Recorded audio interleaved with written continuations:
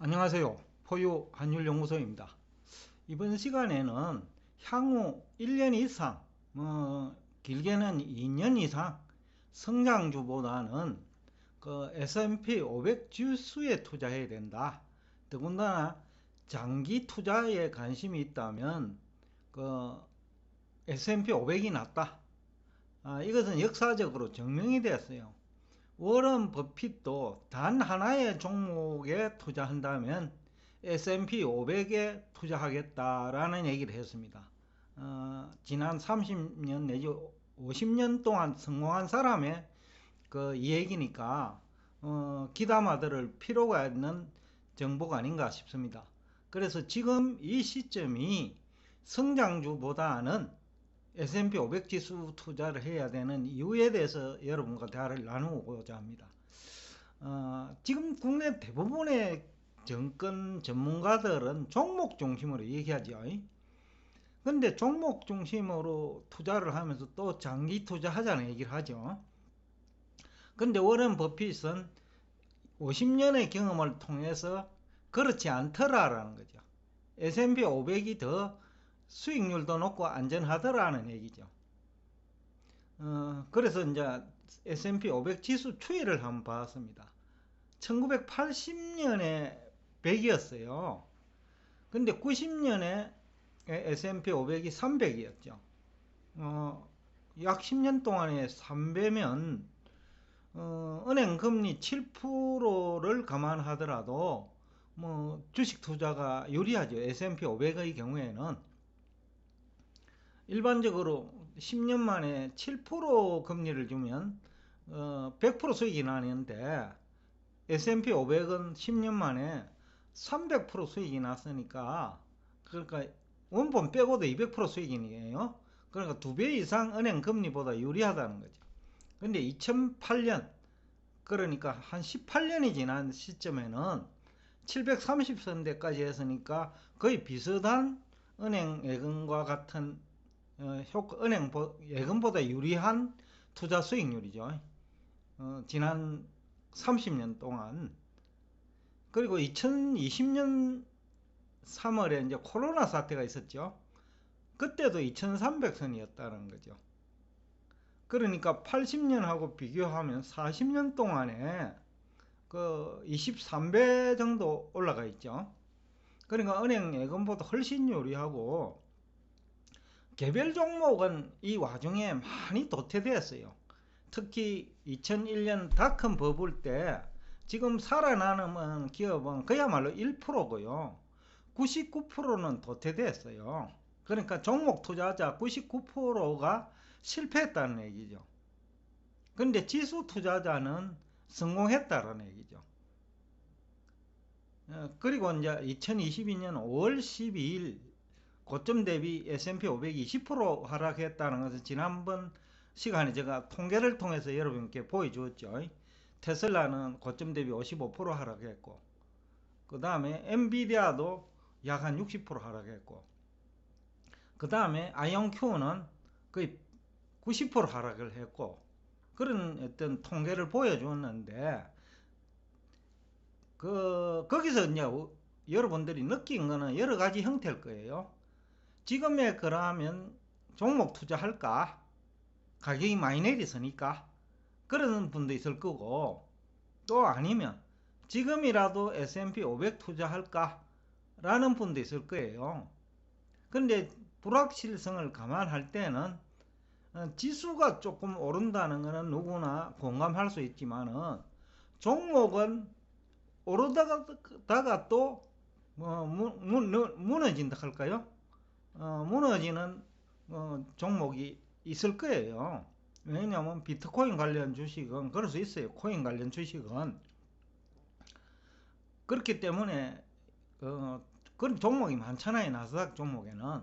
또 국내 정권 전문가들이 추천한 종목들이 다 성장이라는 이름으로 자꾸 추천하는데, 지난 6개월 동안 성장주에 투자해갖고 성공한 사람 거의 없거든요. 물론 지수도 실패를 했지만은 그나마 지수는 하락률이 낮다는 거죠. S&P 500이 고점 대비 20% 하락이지, 실패한 실제 투자자들은 10%밖에 하락 안 했을 거예요. 평균 개념이니까.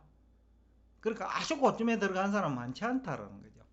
그런데 종목은 아주 고점에 들어간 사람이 많아요. 왜냐하면 그럴 때 국내 정권 전문가들이 바람을 잡거든요. 지금도 늦지 않았다. 이거는 자식에게 그 상속해줄 정도로 가치가 있는 종목이다. 그런 얘기를 하기 때문에 다수의 시장 참여자들은 그 시장에 대한 이해가 부족하죠. 경험이 작기 때문에. 그러다 보니까 그게 현혹되지요. 그런 주장. 그러니까 아이온큐 10불에서 15불 할 때 향후 10배 갈 수 있는 주식이라고 하니까 그때 투자하는 거예요. 근데 향후 10배도 갈 수 있지만은 향후 2불도 갈 수 있다는 얘기가 오히려 더 설득력이 있거든요. 왜? 적자 기업이고 성공 여부는 불확실하기 때문에요. 그러니까 그 국내 정권 전문가들이 본인도 잘 모르면서 바람잡이 역할을 한다는 거죠.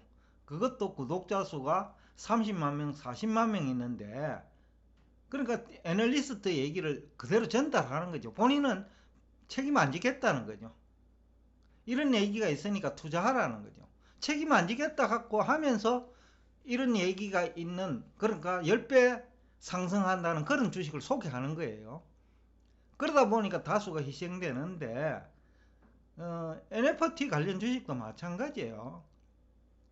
앞에서도 제가 여러 차례 강조를 했는데, 컨텐츠 쪽은요, 성공 여부가 불확실한 거예요. 며칠 전에 어떤 그 지인이 전화가 연락이 왔더라고요. 그 우리나라 그 연예인들 중에 뭐 국제적으로 알려진 그런 그 연예인 소속 그 뭡니까? 엔터테인먼트 주식이라고 해야 되겠죠? 그게 투자하라는 얘기를 불과 한 6개월 전에 들었대요. 그런데 지금 반토막 났대요. 그래서 최근에 또다시 그 사람을 만났는데, 그런 주식 투자하라는 사람을. 그런데 또 안 했대요. 또 안 하고 제가 그 미국이잖아, 일본 니케이 지수에 투자하라고 하니까 거기에 투자를 해 놓았다고 하더라고요. 근데 그것은 본전이라는 거죠. 그런데 저 엔터테인먼트 주식은 아직도 손해라는 거예요. 그게 이제 뭐 S&P 500에 투자하라는 거나 똑같죠. 그러니까 우리 국내에서 세계적인 연예인을, 그래 가수죠. 연예인을 그 소속시키고 있는 그런 그 엔터테인먼트 회사가 그 정도면 나머지 회사는 말할 필요가 없겠죠. 훨씬 그 정도가 심각할 수 있겠죠. 그래서 그 S&P 500은 고점 대비 20%지만 평균은 10% 손실이거든요. 그렇지만 테슬라는 평균 30%, 엔비디아도 평균 35%, 그 다음에 QQQ도 평균 30%라는 거죠. 그 다음에 평균이 아니죠. 평균 뭐 이것도 20%될 거예요. 그러니까 이제 뭐 그것이 입증됐다. 그런데 아직까지는 주가 지수가 덜 조정받았다는 거죠. 장기적으로 보면 향후 2년 정도를 보면요, 덜 조정받았기 때문에 S&P 500이 저점에 왔을 때 투자하는 게 안전하다는 거죠. 혹시 그 매도 타임을 놓쳐도 그래도 후회가 작을 수 있다, 손실이 작을 수 있다는 거죠. 그래서 이제 S&P 500이 오히려 지금에 투자해야 되고, 종목은 반드시 그 위험 관리를 해야 돼요. 포유 환율 연구소처럼 매도해야 될 시점에 가면 미련 없이 매도를 해야 돼요. 또 투자를 해야 될 시점도 조금 그 가격대를 낮춰 가지고 정권 전문가들 얘기 믿고 투자하면요, 그 가격이 내리더라도 내린 시점에 투자해도 실패할 확률이 높아요. 그분들은 조금 내리면 지금이 때라고 하거든요. 그러면 예를 들어 테슬라가 1000에서 900이 내려오면 지금이 저평가됐다는 거죠. 그런데 700 이하도 깨지는 게 현실이거든요. 근데 정권 전문가들은 그런 식으로는 얘기 안 한다는 거죠. 지금도 장기적으로 보면 높을 수 있거든요. 한 2년 정도를 놓고 보면. 그러니까 S&P 500이 안전하다는 거죠. 종목보다. 좀 더 구체적으로 얘기하면 정권 전문가들이 거품 발생한 상태에서 매수 의견을 제시합니다. 테슬라도 혹자는 너무 가격이 내렸다. 지금 저평가되어 있다. 라는 얘기를 하는 사람도 있지만은 제가 자료를 가지고 좀 가격이 올라가면 얘기하려고 지금 테슬라야말로 위험 관리를 해야 된다라는 주제를 가지고 지금 만들어 놓고 여러분한테 그 방영을 안 하고 있어요.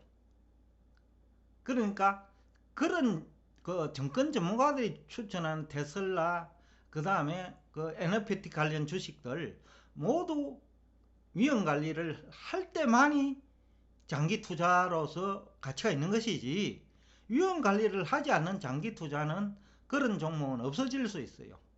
며칠 전에 유명 가수가 소속된 그 엔터테인먼트사 그 주식 지금 투자하는 게 어떠냐라는 질문을 하길래 저는 그랬어요. 그러면 그 유명 가수가 방탄소년단과 같은 그런 가수가 계속해서 그 회사에서 나올 수 있냐라는 거죠. 만약에 방탄소년단 정도에서 끝나고 추가적인 인재 발굴에 실패한다면 그 주가는 더욱더 하락할 것이다 라는 얘기를 했거든요. NFT 관련 주식도 마찬가지예요. 결국 컨텐츠거든요. 컨텐츠를 확보할 수 있느냐는 굉장히 별개 문제예요. 워낙 경쟁이 치열하기 때문에. 그래서 이제 경쟁이 치열할 정도는 과거보다 지금이 더 심하고 향후에는 더 심할 거거든요. 테슬라가 걱정이 되는 것도 바로 그 경쟁이에요. 그 자동차 경쟁도 해야 되지만은 비트코인도 경쟁 상품이죠. 왜냐? 주식 상품과 경쟁하여야 된다는 거죠. 지금 최근에 비트코인 등이 하락하는 이유 중에 하나도 주식에 투자하고 있는 헤지펀드들이 주식을 보호하기 위해서라도 그 비트코인이나 가상자산을 매도하는 거예요. 그러니까 경쟁 상품이기 때문에 주식과 코인은 그렇기 때문에 그 큰 손들이 오히려 비트코인을 공격한다는 거죠. 그렇기 때문에 그게 경쟁이라는 거죠. 그 코인 시장과 주식 시장이 경쟁이다. 또 개별 종목도 그 경쟁이다. 자동차 회사끼리 경쟁도 심하고 그러니까 여러 가지 형태의 경쟁이 있다는 거죠. 그 경쟁은 시간이 갈수록 더욱더 심해진다. 그렇기 때문에 개별 종목은 S&P 500을 이길 수가 없다라는 얘기죠. 특히 장기 투자는 어떠한 기업도 장기적으로 경쟁해서 확실히 이긴다는 보장은 없어요. 그렇기 때문에 장기 투자일수록 S&P 500이 유리하다는 얘기를 지금 하고 있습니다. 그 다음에 나스닥 성장주 대부분이 국내 서학 개미들이 주로 나스닥 종목에 그 투자를 하죠. 근데 지금 주가를 뒷받침할 수 있는 수익성은 그럼 90%가 어머니예요. 장기적으로. 특히 향후 한 2, 3년 동안은 현재 주가를 뒷받침할 수 있는 수익성은 어머니라는 거죠. 그래서 이런 기업은 경기 불황일 때 주가 하락폭이 크다. 그렇기 때문에 일시적인 주가 상승을 기대하고 투자해가지고 빠져나오는 시기를 놓치면 낭패를 볼 수 있기 때문에 S&P 500에 투자해야 된다는 거예요. 그 다음에 지금 국내 정권 전문가들은 지수 향방을 외면하고 종목 투자 제한을 해요. 또 투자자들도 지수 향방을 외면한 채 종목 투자를 해요. 성공하기 힘들어요. 지수가 내리면 개별 종목 많이 내립니다. 특히 그동안 거품 발생 국면에서 지수 상승을 견인한 종목이 대부분 그 성장이라는 이름의 테마주거든요.